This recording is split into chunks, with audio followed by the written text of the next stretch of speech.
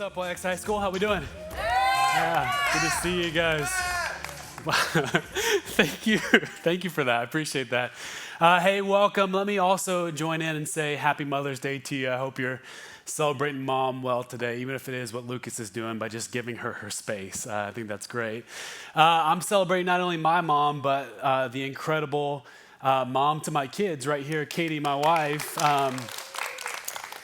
Katie told me I didn't have to get anything for her for Mother's Day, but come on, I'm smarter than that, right? Like, I've been married to her for 11 years. I know that she means it, that you would let me get away with it, but I just want to honor you and celebrate you. So my plan was, Katie had a meeting this past Wednesday where I knew I was going to keep the girls, and so it's really tough. Joint bank accounts, like you can't be super sneaky, but I can like sneak in some purchases, like if I'm getting groceries and other things, so I kind of threw it in the mix. And I got her one of those, have you seen those giant cards? You know what I'm talking about? Like not just the small card, the giant card. I know when you go shopping for cards, you look at what's on the inside of the card, like the writing there. I look what's on the like very back and I look at the price tag.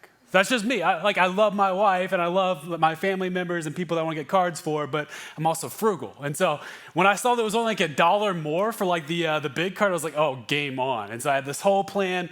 We're gonna write these notes to Katie. I'm gonna like get the girls to tell me what they want to say. I'm gonna transcribe it, and then we're gonna paint this card. It was a whole beautiful plan. I fit it in. It's really tough hiding one of those cards in your house. You know what I mean? Like it's like where do you put that to hide it? And so plan's going great. I keep having to get the 2-year-old Penelope out of the paint. Like there's like the paint bucket and she keeps getting more and more paint out. I'm like, no, we're good. We got the pink, the purple, the blue. That's all we need for this card, Penelope. Just use this paint. And so I go and hide the bucket. And unbeknownst to me, my 2-year-old's sneaky. Like I don't know where she hid it. Like the only guess I have is down her diaper. Like this is the only place. But as I have the 4-year-old writing mommy on the outside of the envelope, I go back out and she has pulled out this orange paint from nowhere and has dumped it on the card that we just finished. Like all this like handwriting, color, and all that stuff. And it's on the spot where I wrote all the sweet things to Katie. Like it's my stuff that gets covered by the orange paint. And while I'm dealing with the orange paint fiasco, I go back inside and the 4-year-old has finished writing on the envelope and she's like, I guess we're done with this. And so she's taken the envelope, crumpled it up, and thrown it away.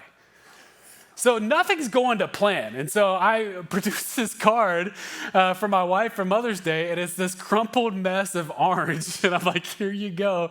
Happy Mother's Day. And Katie's so awesome. She was like, yeah, it's perfect. Exactly the kind of motherhood that we're, parenthood that we're going through right now. So that's life for us. Katie and I love that we get to be parents together. It's something that we absolutely enjoy. We were married for 7 years before we had kids, and now this whole thing is awesome. So celebrate mom today. They tell you that when you get married, there are 5 different love languages. This is from a guy named Dr. Gary Chapman, and so he'll tell you there's things like acts of service, there's quality time, there's gifts, there's physical touch, and there's a 5th one that I can't even remember. Anybody? Words of affirmation. Thank you for that. I feel affirmed. I appreciate that. I'm going to just go out there on a limb and say there's a 6th one. And my wife and I have found the 6th love language, and that's sending each other memes. That is like our love language. And so we, on the daily, send each other memes. And so if I say, oh, I saw this meme, it's really funny, you're going to be there for a minute while I scroll through my Instagram thread, direct message thread with my wife, while I go try to find that meme that I sent her, that she sent me. And I'm going to stop 4 times and show you other memes. Like, oh, this is not the one I wanted to show you, but this one's funny. Check this one out. And so we like all of them. Like we like, dog memes, cat memes, all of it. But anybody out here a fan of the no one or nobody memes? Where they take something that's like a very specific, this only happens in this facet of life. Here's an example of one. Nobody. And then the Windows XP. Bro, I'm straight up not having a good time with the cascading window. The joke here being Windows is infamous for like the dialog box that just like replicates itself over and over, like cascades. This is kind of an old reference, but it kind of reminds me of like after you win solitaire and the cards just like cover the screen. That's what a dialog box does for Windows. Here's another one. Nobody, girl taking notes in class. You already laugh. Anybody do notes like this? Yeah? I love all this crazy stuff. And then this is really funny to me. OMG, he's changing the slides so fast. He might be going normal speed for a professor. You're just doing all this crazy work that you can't keep up. Here's one that I felt a little personally attacked, but it's true. Nobody, tall people, touch a ceiling. I can't explain it. Maybe talk to Daniel about it, but there is just some kind of like phenomena. I don't think it's like we're drunk on power, but the fact that we can touch the ceiling just makes it like we can't fight the temptation. Like we just have to touch that ceiling. I can't explain it. Like it's right there, so just boop, just right there, you know? And so I totally understand that nobody meme. So if you come across a nobody meme or any kind of meme, send it my way. I love it. Send it my way. I don't have pen pals, but I definitely have meme amigos. And so we can be meme amigos. You like that one? I thought of that one for you. But nobody memes reminds me really that there's even things that we say in church that we don't say anywhere else. There are things that you'll hear at church that don't really translate outside of church. And so I just want to poke fun at a few of these. And Caitlin, wherever you are, thank you because you said this one already, but a time of. This is something that you hear in church, and now that I've pointed it out, you won't ever unhear it, so I'm sorry. But you'll hear people say, now we're going to go into a time of worship, followed by a time of prayer, followed by a time of communion. We're obsessed with calling things a time of in church. We can't just say, hey, we're going to worship, or hey, we're going to pray, or hey, well, let's have communion. It's all got to be a time of. Could you imagine talking to your friends and be like, hey, I want to have a time of hanging out. But first I have to have a time of finishing my homework. And then maybe we can have a time of dinner. And then maybe after that I can have a time of, hey, mom, come pick me up. Like we don't talk like this outside of church, but a time of is so prevalent inside the church. Here's another one that maybe you've heard, maybe you haven't, but this one actually creeps me out a little bit. Let's love on. The on added in is weird for me. So like the way that you would use this in church would be, hey, Robbie's having a hard time, so let's all love on Robbie this week. Instead of let's love Robbie, let's show him some love. I'm fine with that. But something about like adding that, like just adds like this like vision for me of like us pouncing on somebody. Like it's just like a weird dog pile type situation of love. And I'm like, let's leave the on. How about we don't? How about we off with the on? Let's get rid of it. There is this thing of church culture where we start using lingo and saying things that like other people would go, that's weird. Like, why do you say it that way? If you've heard this term before, it's really what we call Christianese. It's like not English. It's not really like, normal everyday language. It's this like Christianese thing. And I love these two Christian comedians named Tripp and Tyler. And they actually make fun of a lot of this Christianese. So check this out.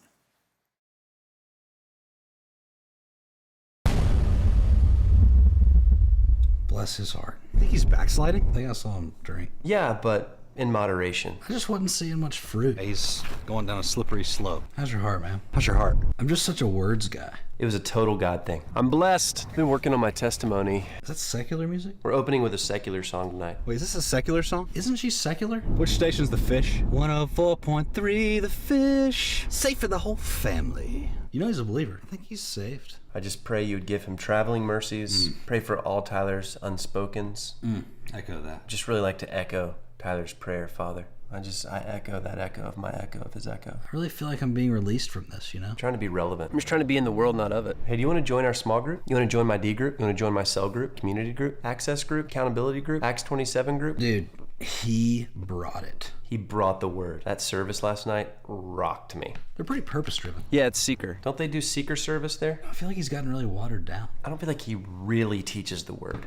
There's just not enough meat, Are they non-denom? We have a great Wednesday night supper. Let's invite some dudes over and fellowship tonight. We're gonna have a sweet time of fellowshipping tonight. Dude, we had the sickest fellowship last night. We're going to Extreme. Velocity. Ignite. Yeah, I'm going to Ignite. The Edge. The Dive. The Bridge. The Ramp. Fire. Courageous. Passion. Echo. Reverb. Noise. Velocity. Drive. Elevate. Radiate. 722. 635. 419. Orange. Blue. Yellow. Green. Clear. Neon. Catalyst conference this year. I don't do that because I feel like it ruins my witness. Been struggling with that. I'm really wrestling with that. I'm wrestling with a doubt. Need someone to hold me accountable. I'm really trying to be intentional with her. I'm pursuing her for sure. I'm trying to guard her heart. Guard her heart, though, bro. Will you hold me accountable to that? Yeah, well, bounce your ass. Bounce your ass. Oh man, what's your favorite one out of that? Mine is the sickest time of fellowship. I love that, the sickest time of fellowship. Well, here's the point.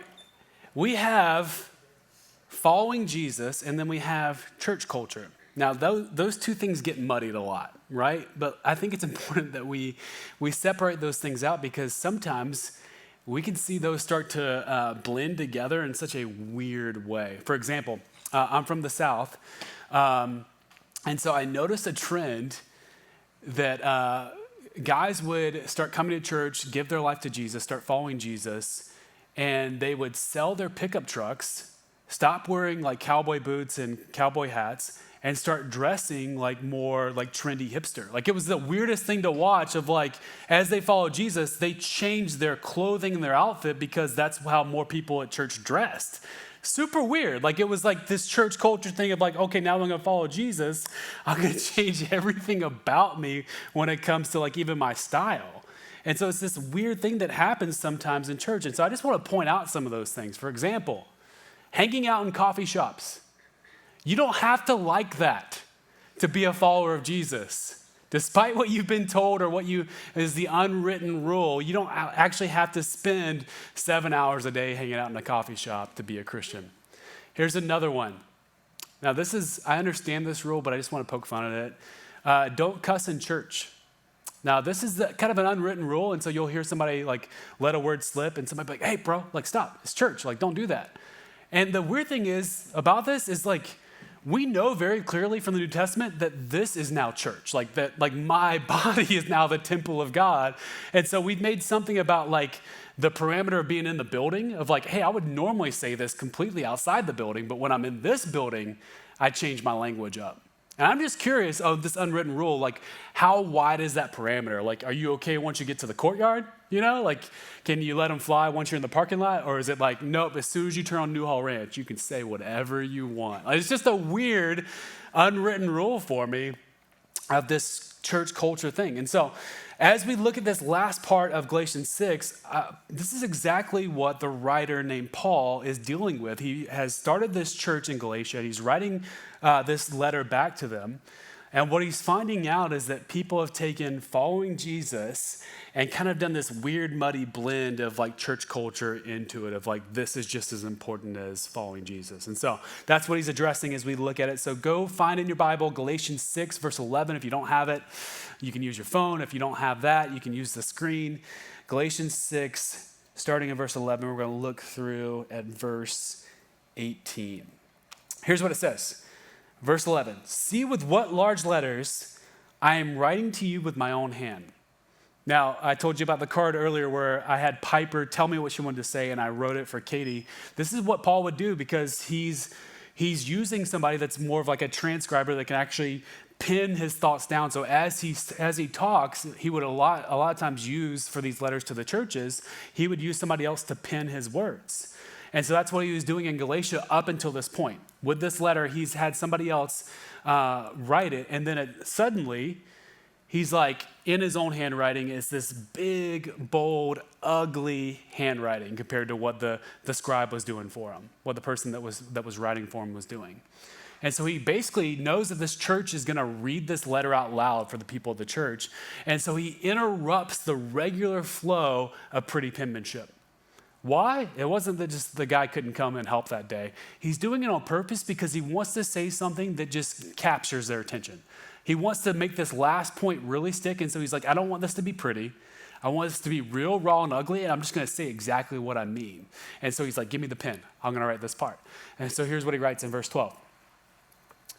He says, it is those who want to make a good showing in the flesh. What does that mean? They want to look good in front of other people, who would force you to be circumcised, and only in order that they may not be persecuted for the cross of Christ. Now, this is a lot to unpack. Let's just spend a minute on this verse because I want to explain a lot of things that you're going to see up there.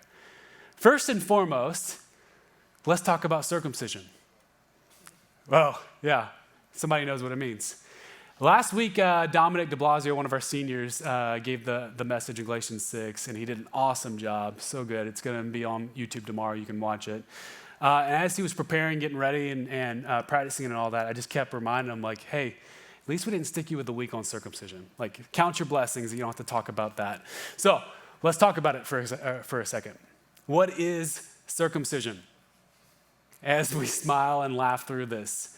This is something that was started in the Old Testament, that when a baby boy was born, after he was 8 days old, they would remove his foreskin. There was something they did, and it was now, to this day, it's a standard medical practice in the developed world. Now, we understand now the benefits of doing this, and so it's a medical thing for us, but why did God ask his people to do this in the Old Testament? It was a way for God's people to be separated from other people. It was a way to say we are God's people, we're following him, and we live differently than the rest of the world lives. And so now we talk about Jesus. He is the demarcation. He is the difference on why we live differently. And so faith in Jesus is now what makes me God's son, what makes me God's daughter. And so that's what separates me from how the rest of the world lives. And so as the good news of Jesus spread into a culture that this wasn't a standard medical practice, it caused a rift between following Jesus and church background, church culture. It caused a rift where people were going, wait, hold up. Faith in Jesus may not be enough.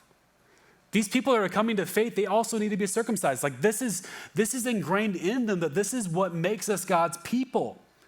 And before we get all weirded out and go all high and mighty of going, wow, that's weird that they got caught up on that, I just want to take a moment and let's just reflect as followers of Jesus in 2022, how much we do this too.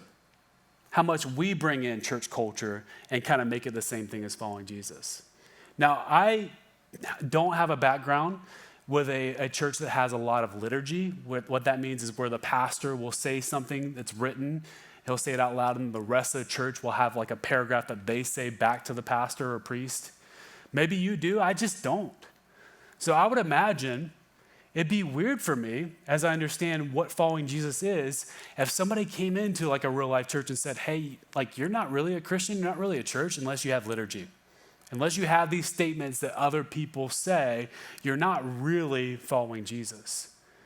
Imagine if I went into a church that was different than ours, that had liturgy or just had it was like a different style of worship.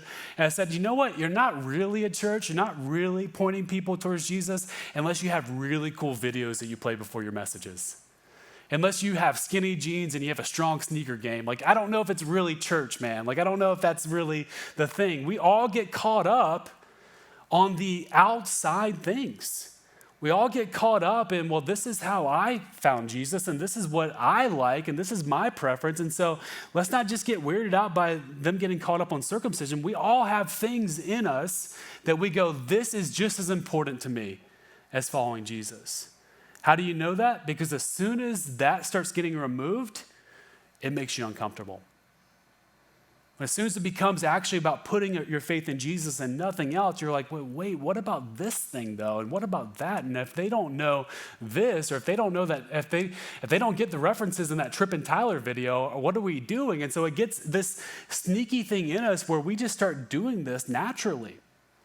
And the reason why there's this problem in Galatia that Paul's addressing is that these people are bringing this in because they're trying to do something that Jesus never meant for them to do. And what they're trying to do is they're trying to get other people to look like and act like them. That's what they want. Hey, this is how I became a Christian, so I need you to look like me. I need you to talk like me. I need you to act like me. I need you to be into the same things that I'm into. Where what's so pretty and beautiful about the church is what is such a diverse group of people. The only thing that actually unifies us is faith in Jesus. Unity is not conformity. Unity is not looking the same. Unity is in our differences, in our backgrounds, in the things that I like versus the things that you like. What actually unifies us is that Jesus is our hope. It's a beautiful unity of diversity. And so he's basically saying, there's the truth that I want you to see. Even to this day, we can't reduce church down to conforming. We can't reduce church down to conforming. What is conforming? Saying the right things. Putting my preference in what I want you to look like over what Jesus actually wants you to look like. That's conforming. And anytime I try to step in and make it about anything else other than Jesus, I'm probably leading you more towards conforming than actually what Jesus wants for you. if I'm inserting my opinion, my preference, my style, I'm actually leading you the same way that these leaders got backwards in Galatia. I'm actually leading you away from the gospel, not closer to it. Here's the real undeniable truth when we look at exactly what they were trying to avoid, as he says. They were trying to avoid the persecution of the cross of Christ. What does that mean? What are they trying to avoid? Here's the undeniable truth of church. Only Jesus changes lives. Only Jesus changes lives. When I try to change your life, or even when I try to change my own life, it's going to look like conformity. It's going to be me in my old life, in my old ways, just trying to look right, do right, behave better, modify my behavior as best I can. But there is an actual transformation work when Jesus gets into a heart. When Jesus gets on the inside, when somebody says, I get it, I'm not going to be my own leader, I'm actually going to let Jesus be my leader, he doesn't conform anybody. He completely transforms them. He completely changes them. He takes their desires that were opposite of what he wants, and he actually changes their desires to where they want the things of God. He transforms lives. We're not trying to convince you that our church culture or our way of doing things just will add to your already awesome life. We're saying that you need to be radically changed by the person of Jesus. You need an actual encounter with him more than you need a group leader or a youth pastor or just a great community here at church. What you actually need that will change your life is a real relationship with Jesus. If you do that, you won't be conformed. You won't try to behave right. You'll actually be transformed and changed, and your life will be completely different. We can't reduce church down to conforming because only Jesus changes lives. So he goes on to say this. This is verse 13. He says, for even those who are circumcised do not themselves keep the law. Even for them, as they're trying to all this behavior modification, they're coming up short with it. They're not actually meeting the mark of it. He says, but they desire to have you circumcised. Why? So that they may boast in your flesh. Hey, why do we have all this issue of trying to get people to look right, act right, conform instead of be transformed by Jesus? Well, it's very simple. It's the same problem that the church had then that it has now. We all have this natural desire for credit.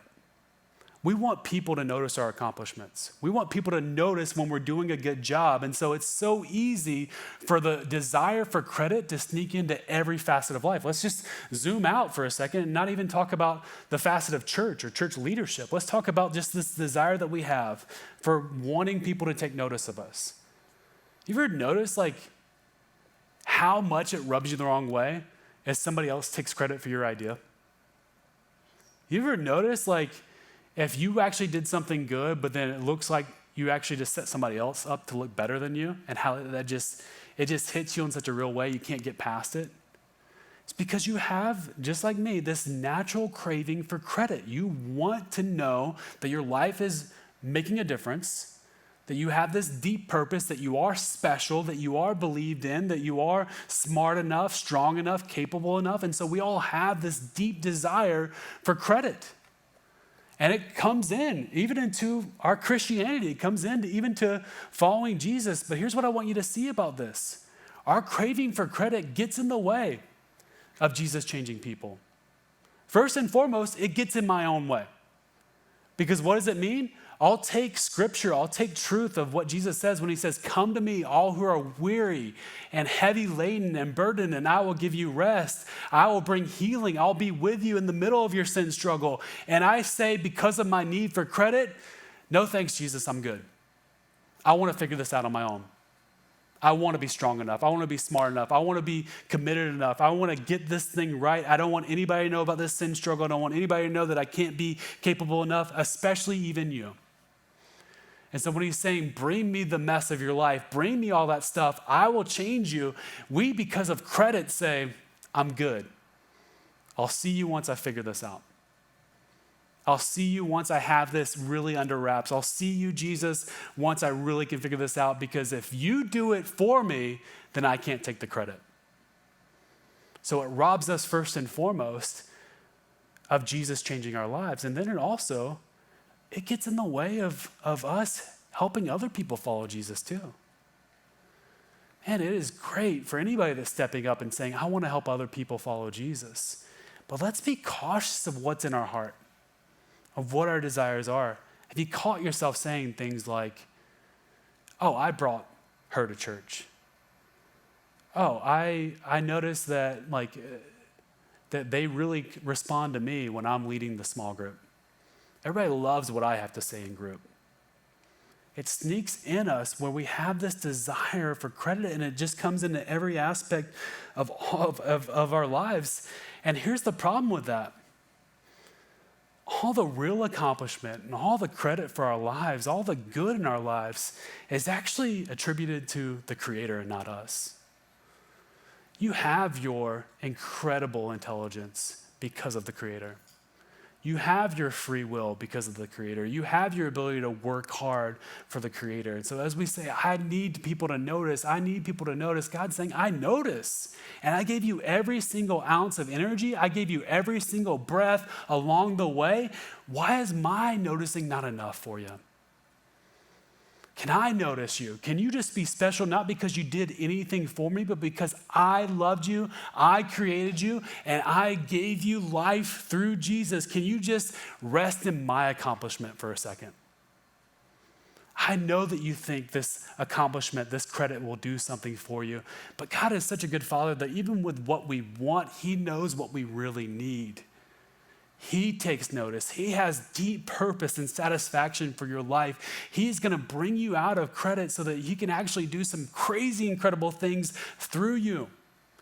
But it starts with understanding that I am always going to be the one doing the light lifting when it comes to my partnership with God. We had one of our high schoolers invite a friend to our crossover event a few months ago, actually. And the friend had a lot of questions about faith, about what it means to follow Jesus. And our student sat with her and just talked with her about it and led her to Christ. And that friend got saved that night and then also got baptized at Easter. And as we're sitting with her and her group leader is talking to her about it, she's not doing this false humility. She just kept saying, yeah, I hear the whole story and I just know it wasn't me.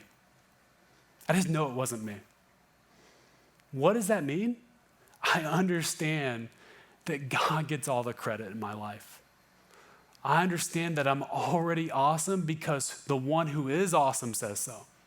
I already understand that I can be a new creation, not because I earned it, but because of what Jesus did for me. It's working from a place of approval instead of for approval.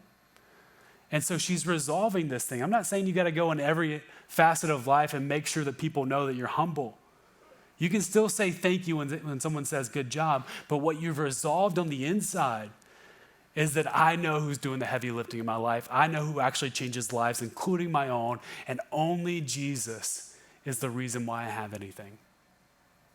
So we got to lose the craving for credit because it's standing in our way. He goes on to say this in verse 14. But far be it from me to boast except in the cross of our Lord Jesus Christ, by which the world has been crucified to me and I to the world. He's saying, I'm leaving the old things behind, and if I'm going to take pride in anything, I'm going to resolve this and get this right, then I'm taking pride in what God's done for me. Here's how a pastor at Life Church put this. The church was Jesus' idea. He founded it, and he is still fully committed to it. He is the foundation, the builder, and the head of the church. Fully devoted followers of Christ, listen to this, do not build the church. Jesus builds his church through fully devoted followers. It's not semantics. He's saying the only reason why God could use that group leader in your life is because he's the actual power. He's the one that loves you. He's the one that's been working on you. He's the one that had a plan for you long before your awesome group leader got involved. So they're getting it backwards of when we say it's all about my group leader, it's all about this leader, it's all about this person. We're saying, no, the one person I need to be completely at peace with who I am is Jesus Christ himself. And here he kind of puts the nail in the coffin with this whole idea of church culture on top of faith alone in Jesus. Verse 15, he says, for neither circumcision counts for anything, nor uncircumcision. He says, but a new creation. Only one thing matters to me for the church. actual transformation, actual new life through Jesus. I just want to talk for a second, and I really want you to use this part of this message to really search your own heart. And then maybe it's something that you can share with your group leaders, but I read this recently, and it showed me some things that I've snuck back in when it comes to credit or conformity, when it comes to putting the wrong things above Jesus. And so I just want you to just look at this list and just think about it from an honest standpoint, and then we can talk about it later in groups. This is the 4 P's of loving church more than Jesus. These are all good things, but they're things that can stand in the way sometimes. Number 1, the 4 P's of loving church more than Jesus. Place. We make emotional attachments to buildings, to spaces. It's just part of who we are. Believe it or not, no matter how bad you want to get out of your high school right now, there will be a day where you'll want to drive by that building with nostalgia, where you remember all the memories of that place. If you're like, there's no way, man, like the only thing that would make me happy is to burn that building down, that's still an emotional attachment to a place. It's just a reverse emotional attachment. You're still very emotionally attached to a place. The second thing is personality. We do this all the time where we just either love or like or don't like the personality of our group leader, our pastor, anybody that's leading us, a teacher, anybody. We get connected to personalities of people, of leaders. The third one is program. We like our time of worship. We like our time of communion, our time of prayer. We like how things go, and we get used to the certain flow of it. And we like, when we have open lobby and all these other things that we can come to at the church. And so all these things come in when it comes to things that we like about our church. And the 4th P is people. We look forward to seeing people at church. Nothing wrong with that. That's a good thing. There should be people that you look forward to. But just take a moment right here and think about the last, 2-3 years of church. Not a one hasn't been affected by the pandemic. We couldn't get in our place for 364 days. People were moving. People were leaving the state of California. And so we lost personality of leaders. We lost the 4th one with people that we look forward to. Some of you, your friend group is completely gone from YX of what it was before the pandemic. And programming, we couldn't do church the way we used to. Every single ladder of this, every single leg of this has been knocked out from under us. And what I'm surmising, what I'm telling you today is that we need to find a deeper understanding of church and a deeper love for it. Because none of this stuff is guaranteed. Nothing wrong with this stuff, but it's not the point of why Jesus set up church in the first place. So I want you to actually fall in love with the right thing. I've had so many conversations. Man, this friend group is gone. I don't feel like I fit in my group and all that. And I want all those things. But here's what I want more than any of those things. This is the 1 P that matters in church. The person of Jesus.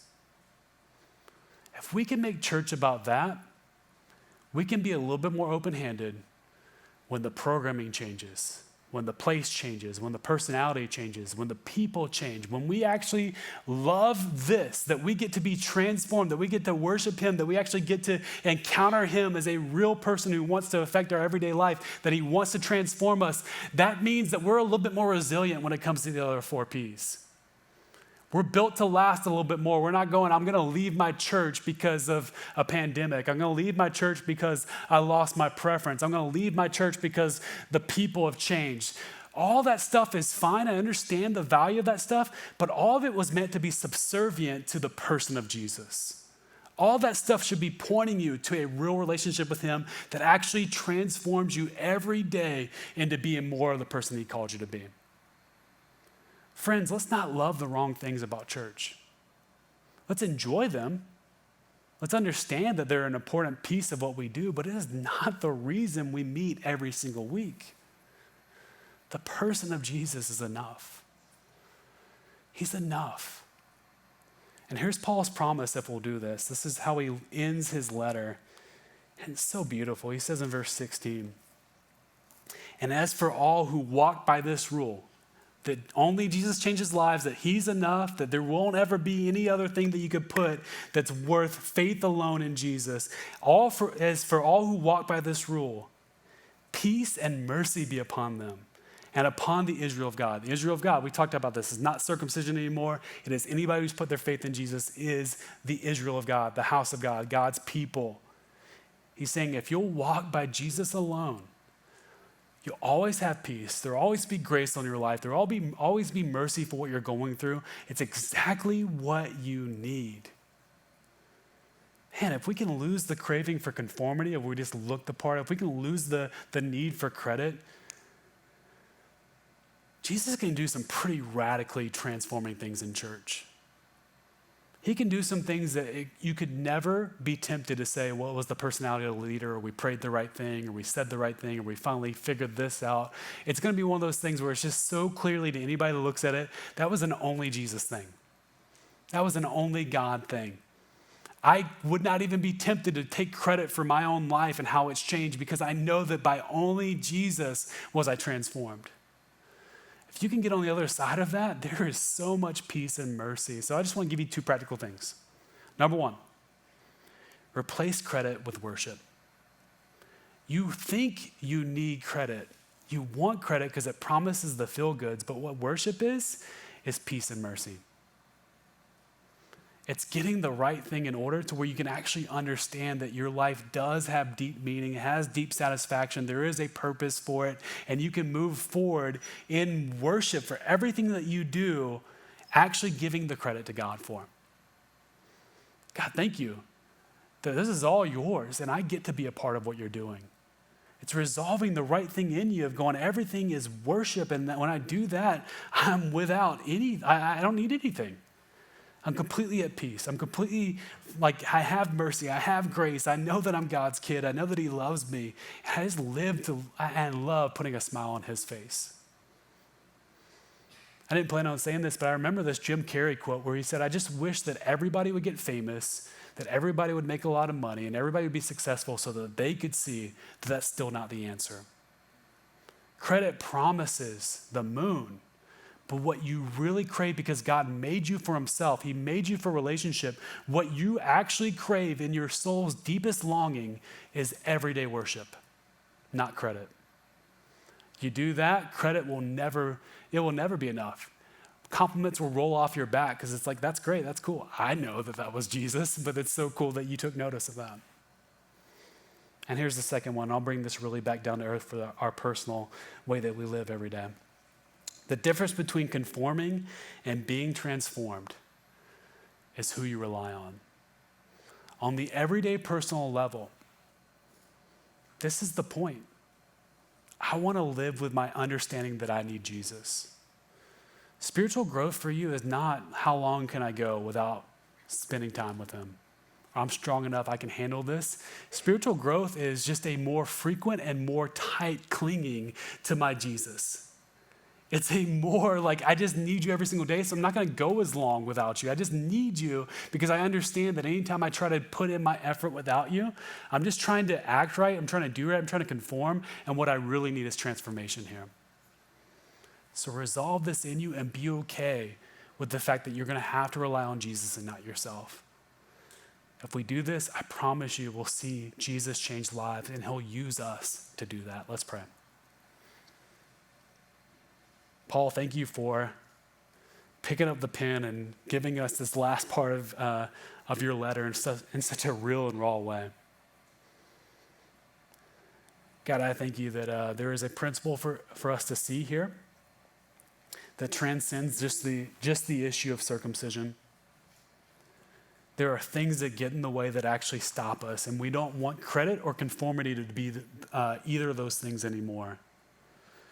We know that only you can change our lives and change the lives around us. And so we are going to love you over the people, the personality, the place, or the program of church. God, use this conversation in small groups for us to really search our hearts and for us to find a deeper root in loving you over the things of church. And we thank you so much that when we do this, you will have only Jesus moments that we go, he gets all the credit because he actually did that. In Jesus' name, amen.